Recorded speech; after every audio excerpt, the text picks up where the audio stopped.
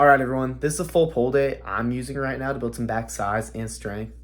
This is one of the last lifts I hit at school during my exam week, so I was super pressed for time. And in this workout, I'll use a lot of cool intensity techniques like some antagonistic supersets and some set modifiers to intensify them.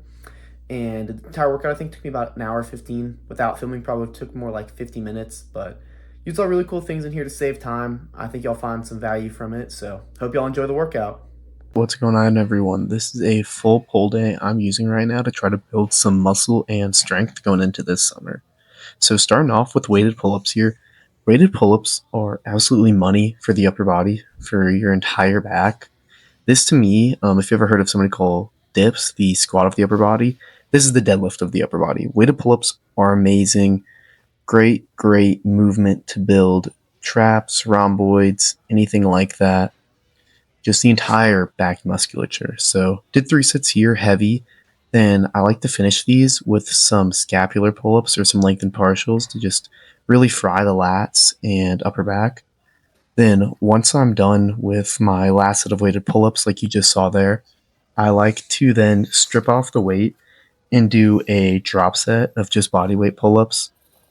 Main reason, honestly, feel a little bit of hypertrophy and some extra volume on the back, but honestly, just to feel good and feel really explosive on these reps here. As you can see, I'm really focusing on getting my chin over the bar, exploding up out of the bottom.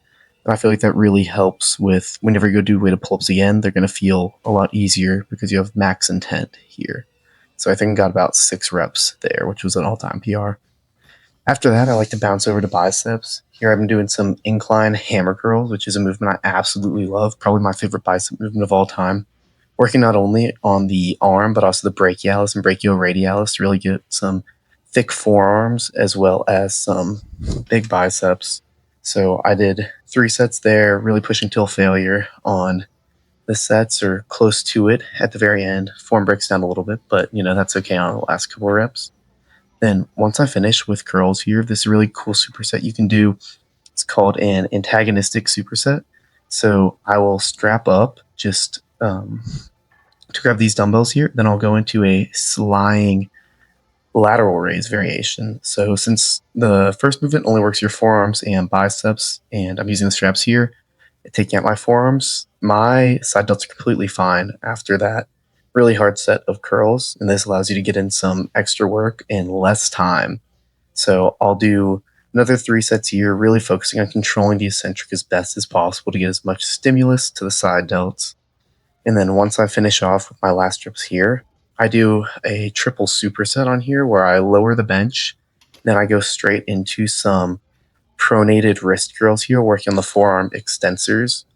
This is something I really love doing. I do it on both my push workouts. Today I'm working the extensors. The other day I worked the flexors of the forearms, where I'll superset a bicep exercise with a forearms exercise here to get some extra stimulus and try to grow some big forearms because it's a muscle a lot of people neglect, and it's great not only for longevity but also just for your overall physique development. So then after my biceps and shoulder work, I go back on this seated row, really focusing on wrapping my arms around the pad and letting my shoulders fully protract at the bottom to get a big stretch in the back. In this row, I'm using a more supinated grip or overhand grip, just focus more on the upper back since the pull-up is going to focus mostly on the entirety of the back musculature. And this one just allows me to get more focus on those rhomboids, teres, and the middle trap, which are really good muscles to not only grow your back, but also for posture. And I finish with some Kelso shrugs at the end of my set to get some more back stimulus. After this movement here, I like to bounce back over to some side delts and biceps.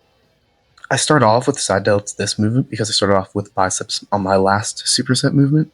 So this allows me to keep a priority on my side delts, something I'm really trying to bring up right now going to summer, while also still getting a really great stimulus on my biceps when I move over to that after this exercise. You'll also notice I have the cable set at about hip height here.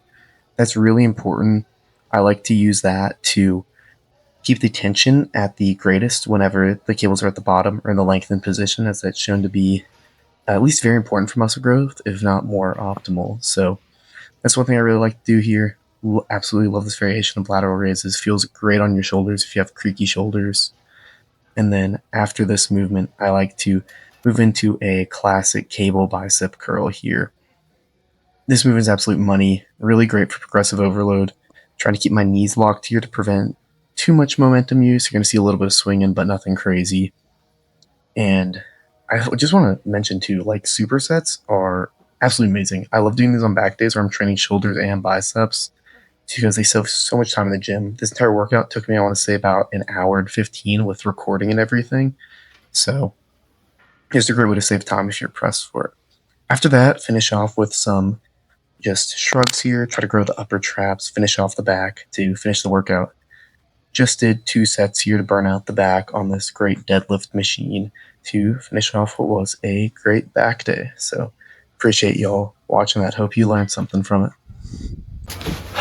All right. I don't know. This is a new segment. I want to do my videos. I want to take the end of my videos just to talk about like just things I think about in the fitness industry, things I've thought about in strength and conditioning, running, lifting, all that, and kind of, I don't know, try to share my experience and my thoughts on this and hope that maybe can help somebody. So this video, one thing I really wanted to talk about was the idea of flexibility in fitness.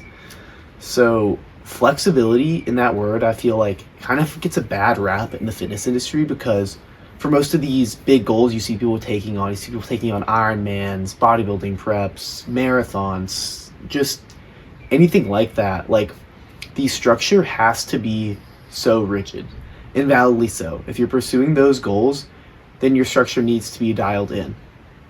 However, I think that thought process has kind of permeated throughout the fitness industry and even into general athletics, where I feel like now more than ever, and this is something I've struggled with too, is there's so much inflexibility in training and with fitness in general.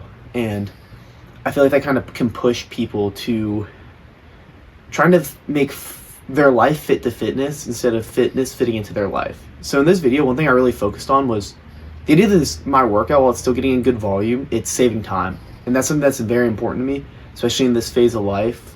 And especially during that time when I was during exams and then going into this new phase in the summer where I'm going to be taking a class, working, all that good stuff. So I guess what I really want to talk about was you need to make fitness fit to your life. And that's something that I don't think is talked about enough in the industry. Fitness should be an additive. It should be a supplement to your life. It should not be your whole life or something that you dread doing. It needs to be something that's fun and something that adds to who you are.